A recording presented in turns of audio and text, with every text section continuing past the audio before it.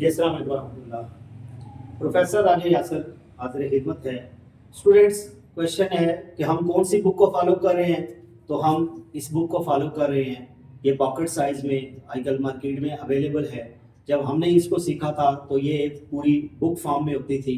तो जो short hand को अच्छी तरह समझने वाले लोग हैं वो हमेशा इस बुक को फॉलो करते हैं। तो आजकल मार्केट में ये भी बुक अवेलेबल है। कुछ लोग इसको फॉलो कर रहे हैं और कुछ लोग इसको फॉलो कर रहे हैं। तो हम चूंकि इस बुक को फॉलो कर रहे हैं तो लिहाजा ये वाली बुक हम इसको रख देते हैं। तो इस बुक में इसको चूंकि पिटमैन ने खुद लिखा था और ये जो है इंस्ट्रक्टर्स के लिए भी है। टीचर्स अगर इसको देखकर पढ़ाना चाहें तो ये इनके लिए बहुत अच्छी बुक है। तो आज हमने चूंकि एक्सरसाइज पढ़नी है 2। तो एक्सरसाइज 2 को हम कैसे पढ़ते हैं, स्ट्रोक्स चूंकि हम पढ़ चुके हैं। तो एक्सरसाइज 2 आप अगर इसको देखें तो ये सारी लिखी हुई है शॉर्ट हैंड्स। इसकी सारी शॉर्ट हैंड लिखी हुई है। और ये वाला जो पेज है 7 जो आपको शो हो रहा है, ये अगर 300 कंप्लीट हो जाए तो इसकी की बुक आ जाती है। तो हम जाते हैं पेज नंबर 300।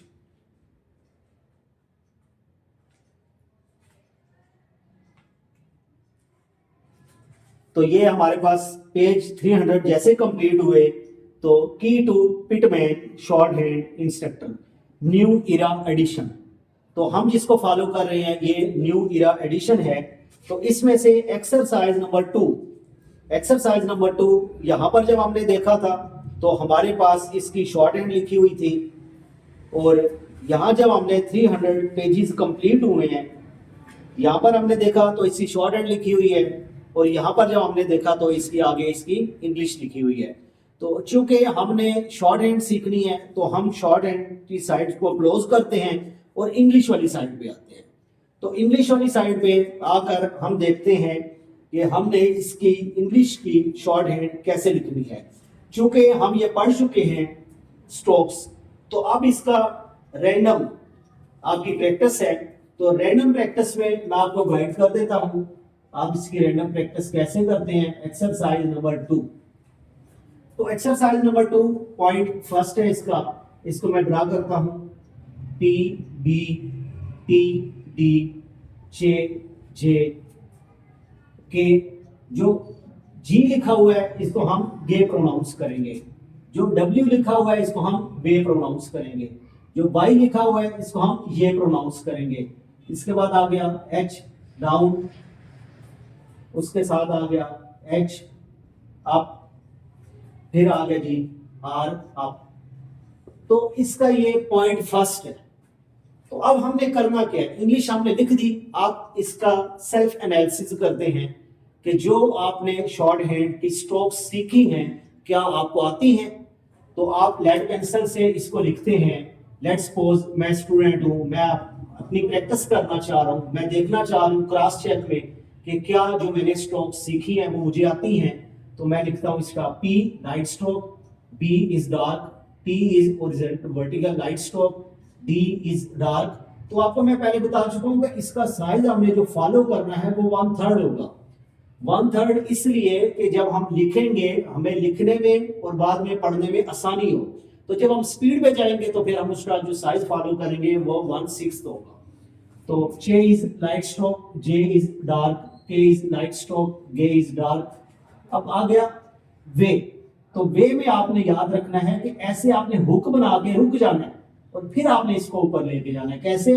हुक बनाई, रुक गए, रुक के फिर आप इसको ऊपर ले जाएंगे तो तब आपकी स्ट्रोक की डायरेक्शन और इसकी शेप एक्यूरेट रहेगी। अदरवाइज आप विदाउट रुके चलते हैं तो फिर आपकी इसकी ये शेप बन जाएगी। तो ये शेप जो है नॉट एक्सेप्टेबल है। तो आपने इसकी शेप साइज चेंज नहीं करनी। फिर नेक्स्ट आ गई ये में। तो ये में भी आप इसकी हुक बनाएंगे, रुक जाएंगे, ऐसे हुक बना के रुक के फिर ऊपर चलेंगे, रुक के फिर ऊपर चलेंगे, तब आप इसकी शेप एंड साइज एक्यूरेट होगा। अब नेक्स्ट पार्ट आ गया एच डाउन। तो एच डाउन में भी आप इसका सर्कल ड्रा करते हैं ऐसे, फिर आप इसको नीचे लेके आते हैं। सर्कल ड्रा करके फिर आप इसको ऐसे नीचे लेके आते हैं। इसमें भी आपने सर्कल ड्रा करना है, फिर रुक जाना है, सर्कल ड्रा करके रुक के फिर आप नीचे आएंगे। ऐसे ही आपके पास एच आप है, सर्कल ड्रा किया, रुक के ऊपर जाएंगे और फिर लास्ट आ गया आर। तो इसमें आपको इंश्योर खुद ही करना है कि कौन सी आपकी लाइट स्ट्रोक है और कौन सी डार्क स्ट्रोक है। तो ये पॉइंट फर्स्ट मैंने लिख दिया। अब आपने क्या करना है, जब आपने इसकी प्रैक्टिस अपनी कॉपी पर कर ली तो अब आप जाएंगे शॉर्ट हैंड की तरफ। तो शॉर्ट हैंड में आपने इसको क्रॉस चेक करना है कि जो मैंने पी लिखा, बी, टी, डी, जे, के, गे, वे, ये, एच डाउन, एच अप और आर अप, क्या वो सारे ठीक हैं? अगर तो सारे ठीक है दैट्स गुड, फिर आप इसकी प्रैक्टिस करेंगे। और अगर तो आपके इसके कोई मिस्टेक्स है, लेट्स सपोज यहां पर के आना चाहिए था ये वाला और आपने इसको लिख दिया एल शेप में, तो फिर आप इसको रेज करेंगे। रेज करने के बाद आप यहां से इसको क्रॉस चेक करेंगे और फिर लिखेंगे और फिर आप इसके बाद इसकी प्रैक्टिस करेंगे। तो ये ओवरऑल आपके पास इसके जो पॉइंट्स हैं वो 8 हैं। तो 8 पॉइंट तक आप इसी तरह इसकी प्रैक्टिस करते हैं और क्रॉस चेक करते हैं और हर एक स्ट्रोक को पूरी ग्रिप के साथ आप लिखते हैं। और उसमें आपने 2 से 3 बातों का ख्याल रखना जरूरी है। अगर आप इन 3 बातों का ख्याल नहीं रखेंगे तो आपको शॉर्ट हैंड लिखने में मुश्किल आएगी और जब आप इसकी ज्वाइनिंग करेंगे तो फिर आपसे इसकी ज्वाइनिंग भी नहीं होगी और आप इसकी डायरेक्शन चेंज कर देंगे, लाइट डार्क चेंज कर देंगे, साइज पोजीशन चेंज कर देंगे। जब ये सारा कुछ हुआ तो फिर बाद में आपसे अपना लिखा हुआ नहीं पढ़ा जाएगा। तो शॉर्ट हैंड का जो फन है वो बेसिक ये है कि जो आप लिखें वो पढ़ा जाए। हम जब पढ़ते थे तो हमारे उस्ताद मोहतरम हमें कहा करते थे कि शॉर्ट हैंड को लिखना कमाल है लेकिन पढ़ना बड़ा कमाल है। तो उसका फिर क्या कमाल हो सकता है कि जब आप लिखें तो आपके पास कौन कौन सी चीज क्लियर होनी चाहिए। फर्स्ट ऑफ ऑल आपका इसका साइज क्लियर होना चाहिए। सेकंड पे आपके इसका लाइट और डार्क क्लियर होना चाहिए। और थर्ड पे आपका इसका जो क्लियर होना चाहिए वो है पोजीशन। ये 3 चीजें आपकी क्लियर होंगी तब आप अपना लिखा हुआ आसानी से पढ़ सकते हैं। अगर आप इसका साइज छोटा बड़ा करेंगे फिर भी नहीं पढ़ा जाएगा। अगर आप इसका लाइट डार्क करेंगे तो फिर तो आप भूल ही जाएं कि आपने लेट्स सपोज ज्वाइनिंग में लिखा हुआ पी और बी, अगर आप इसको दोनों को डार्क कर दिया या दोनों को लाइट कर दिया तो फिर आपसे नहीं पढ़ा जाएगा बाद में कि मैंने ये पी बी लिखा है, लाइट स्ट्रोक है या डार्क है, फिर आप अपना लिखा हुआ नहीं पढ़ सकते। और लास्ट में इसका आ गया पोजीशन। अगर आपके पास पी स्ट्रोक जो है हमने उसका थर्ड 1/3 यहां तक पढ़ा हुआ है, अगर आप इसको अपनी मर्जी से यहां तक कर देते हैं तो फिर आपका बी कहां जाएगा। तो फिर बी अगर आपका इतना बड़ा हो जाएगा तो ये तो आपकी 4 लाइंस क्रॉस हो जाएगी। तो तब आपको और वर्ड्स जो हैं जब लिखेंगे तो वो तो इंटरप्ट करेंगे। तो आपने इन 3 बातों को इंश्योर करना है। अगर आप ये समझते हैं कि मैं जो शॉर्ट हैंड पढ़ रहा हूं या पढ़ रही हूं तो मुझे बहुत अच्छी तरह समझ आए, तो उसमें आपने साइज को इंश्योर करना है। जो हमने साइज जो पढ़ा है वो हमने कोर्स में पढ़ा हुआ 1/3, तो आपका सबका साइज 1/3 होना चाहिए। और सबसे इंपॉर्टेंट बात, ये जब आप प्रैक्टिस कर रहे हैं, मुझे कमेंट्स में पूछा जा रहा है कि सर हम इसको कौन सी कॉपी पे प्रैक्टिस करें, नैरो लाइन पे करें या उर्दू पे। तो आपने इंश्योर करना है इसको आपने उर्दू की कॉपी पे प्रैक्टिस करना है। आप कभी भी इसको नैरो लाइन पर प्रैक्टिस नहीं करेंगे।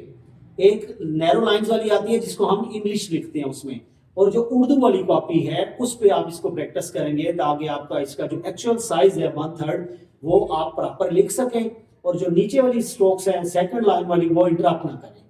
तो आप उस कमेंट का मैंने आपको आंसर कर दिया है। तो आपने जब भी इसका स्ट्रोक साइज रखना है 1/3 रखना है और जो ओपन लाइन वाली कॉपी है उर्दू की उस पे आप इसको प्रैक्टिस करेंगे। और 3 बातों का ख्याल रखेंगे तो इंशाल्लाह आपको बहुत अच्छी समझ आएगी आ जाएगी। तो एक्सरसाइज 2 आप इसको प्रैक्टिस करें अच्छी तरह। तो अब हम मिलते हैं नेक्स्ट एक्सरसाइज 3 और उसमें दैट्स वेरी इंपॉर्टेंट पार्ट कि ज्वाइनिंग ऑफ स्ट्रोक। हम स्ट्रोक को ज्वाइन कैसे करेंगे। तो जब तक आपकी ये तीनों पॉइंट क्लियर नहीं होंगे, साइज, लाइट एंड डार्क और पोजीशन क्लियर नहीं होगी, तो हम स्ट्रोक को ज्वाइन नहीं कर सकते। तो फिर मिलते हैं एक्सरसाइज नंबर 3 के साथ।